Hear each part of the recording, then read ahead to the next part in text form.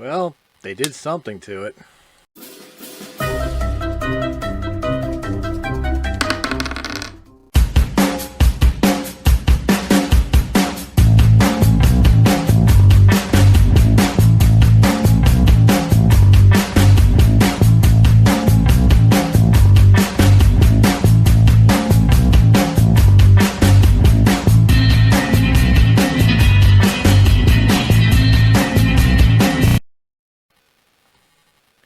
What's up, guys? Wyldehigh77 here to talk about, right here, Wastelanders for Fallout 76.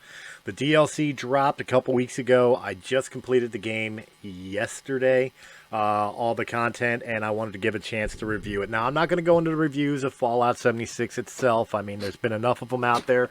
I myself have given them my own opinions. I just want to give a short review on 76 Wastelanders, the DLC.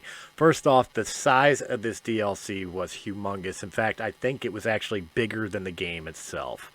What it can pertain to was adding NPCs and new storyline quests, main storyline quests, to Fallout 76. When Fallout 76 first came out, even I said that as much as I enjoyed the game, and I did despite its bugs and its problems, I felt that there was something missing that really gave it that Fallout flavor. And I do believe that 76 Wastelanders is what finally answered that question. The world needed the NPCs. We're introduced to two new factions, the Settlers of Foundry and the Raiders of Crater, which used to be the down space station in the north, the Toxic Valley. Overall, guys, I thought this was a great DLC. I thought it was a great first step for Fallout 76 to finally get into the realm that I believe it belongs. It's starting to feel more like a Fallout game. The overall arc that they added in, bringing the Overseer finally into light, bringing these two factions in, and populating areas of the map, areas of the world with settlers, with new enemy NPCs like raider groups like the Blood Eagles or just your generic raiders, bringing in cult worshippers of the Mothman, which are very similar to the Children of Adam in previous Fallout installments, if you follow that. And, of course, they brought in some new creatures, some new enemies, enemy types. These gas bulbous creatures, which I absolutely fucking hate. Like I said, raiders are now a thing, the Blood Eagles and such. And, of course, they brought in a new cryptid, a bastard hybrid of the Wendigo known as the Colossus Wendigo. I have faced him on Xbox, but I have not seen him yet on PS4. He is another creature like the Scorchbeast Queen that you have to nuke certain areas of the map to be able to randomly spawn out. He is a bitch, to put it simply. But the overall story of the game itself for Fallout 76 is a year has passed since the opening of 76. And now people from other areas of the United States, other wastelands, are now starting to make their way into Appalachia and populate the world as we know it. A lot of things have changed, even for first-time players. When you first leave the vault, you get to see people there. You don't have to live the year that everybody else has lived playing this game from inception. So this DLC is something you could play if you're a long-time player with the character that you started, or you could start a brand new character and it will work concurrently with the main quest storyline that you still get from Fallout 76 that we've had since the day the game released. And the story is about the secrets of Vault 79. And what Vault 79 is as you discover, and I don't want to spoil anything for people who have not beaten it yet, who have not completed it yet. Vault 79 is holding, as you discover, the United States' gold reserve. They had transported it from Fort Knox and all into this vault so that way they could reestablish commerce and currency within the New World after the Great War. And now everybody's after it, and it's your job to decide who's going to be able to help you get to this gold in Vault 79, which is where you work with either the settlers of Foundry or the raiders of Crater. You have a reputation system, which was something that I thought was very familiar. In this world, I don't know if I wanted a game where I wasn't allowed to work with both. You got to choose between one or the other, essentially. And that kind of sucked, but I mean, that is Fallout. For me, it sucked. It doesn't mean that it was a terrible idea. For me, I'd rather have been able to choose between one or the other, or not choose between one or the other. I'd rather have found a way of working with both in some way, shape, or form. You don't get that option. And again, I don't want to spoil it for you, but it does leave open for interpretation of more content coming for Wastelanders soon. And that content, I believe, has to involve the Brotherhood of Steel and the Enclave. I think both need to make an appearance in Fallout 76, plus some other groups that we may or may not know. Like, obviously, I don't mean the Minutemen, because the Minutemen, you know, they're exclusive to Boston, and they're 200 plus years in the future. Remember, Fallout 76 takes place now 26 years after the bombs fell, which also means that the New California Republic and Caesar's Legion would also not exist yet. But maybe some of the Raider bands, like the Great Khans, who were the originators of the Raiders, it'd be interesting to see them come into light. I think there's room for this. And quite honestly, I think it's needed. Because the one major complaint I have about Wastelanders is that its main story arc is extremely short. For what it was and how big the DLC was, and obviously most of the DLC was adding the NPCs into the world and into the other world, that it kind of took away from the main story. It kind of took away from the main story arc and what you could gain from the main story arc. Because a lot of the quests, even with the allies, which by the way, you have allies now, I'll get into that in a minute. You also have a side quest for the Wayward Inn. I'll get into that in a minute as well. But overall, a lot of these quests are fetch quests to go get something from an area and bring it back to whoever. And those quests, quite honestly, especially when you're a higher level player, you can fast travel to the area, battle 4 or 5 different creatures, get the thing, and you're back. It's literally about 10 minutes, as opposed to, you know, maybe hiding it in a dungeon or a twisty maze that would take you a while to get through. It was literally, go get this, it's over in Watoga train station. You know how small the train station is.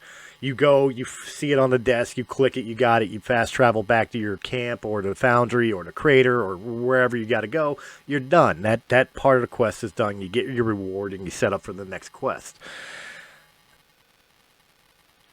I felt that was too little to spend into this environment.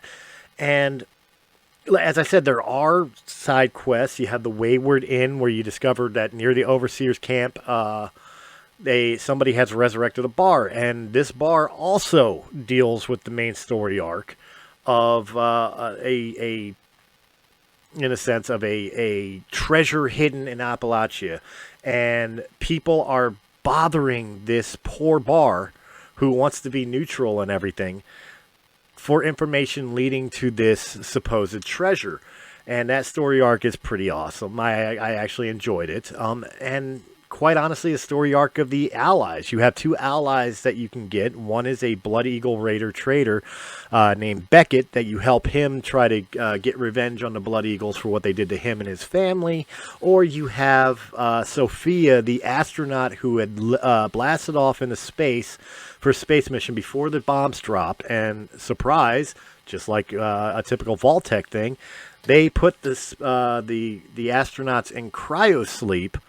and she just woke up when her pods crash landed in Appalachia. So to her, this is all brand new. She doesn't understand that 26 years has passed. And you've got to help her out, not only figure out what was going on, but also the horrible experiment that they were doing to her and her crew. These were great story arcs. I thought the storyline was phenomenal. I thought the twists in them were kind of fun, even though I kind of guessed Beckett's halfway through. And these characters are romanceable, so you gain benefits from being in love with these characters if you decide to do so. Besides the fact that they hang around your base and they do help protect your base, they don't do anything else besides that. And of course, give you daily content after the main storyline. After their main storylines are completed, you could actually bother them once a day for a daily quest, which gives you rewards and stuff. And you know, when you go to resting your base, instead of just getting the well rested perk, you actually get the Lover's Embrace perk, which is a additional bonus to XP for a couple hours. It's very useful. It's very helpful. And of course, some of their quests and daily quests do a lot legendary items. So honestly, I had more fun with the ally quests in the Wayward than I did the main story arc. That's not to say that the main story arc was bad. It was pretty decent. But overall, I think this game is now finally in the state that it should have been the day it released. That's my opinion. You guys may feel differently about it. In fact, I want to hear it in the comment section down below. Do you think that this is where Fallout 76 should have been day of launch? And if so, did this bring you back to Appalachia? Did this make you want to come back and play? Because I'll be honest, I played Fallout 76 from beta. I played it on 2 different systems. I completed the main quest. I did every bonus mission you could do, and then I stopped because I got tired of doing the same shit over and over and over again. Just coming in, taking over workstations, farming for legendary items to put in my vending machine, and doing daily quests, and then that's it. It got boring. So Wastelanders was a great thing to me. So was Biv when they introduced Biv and the whole entire fraternity row story arc that they did. But again, they were so short that once I did them and they became, you know, daily challenges, it got boring. So I stepped away from Fallout 76 until Wastelanders, and it did bring me back. But the problem is now I'm back at a point where all I have is helping other players do this or grinding out for the sake of grinding out. And I think more content needs to come out and continuously needs to come out in Fallout 76 to keep this going. I think Fallout Wastelanders was a step in the right direction. I hope they expand on Wastelanders, but I hope they go even farther and maybe take a page out of Elder Scrolls Online and learn that the map of Appalachia has been filled to capacity.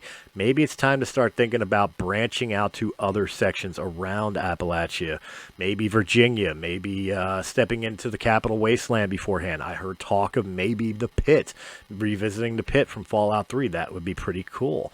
Or let's start heading south. Let's see Louisiana and Florida and Georgia, and take a look at the world of Fallout beyond what we've already known. I think that's the direction that Fallout 76 needs to take to be able to remain relevant and consistent with what they're doing. But that's my opinion, guys. What do you think? Leave your comments in the section down below. Like, share, comment, subscribe if you enjoyed this video in any capacity. And of course, check out our other Let's Plays and tabletop content on Sounds Dicey Gaming, including Season 2, 2 weeks away. Season 2, we continue the Chronicles of the Lost Realm.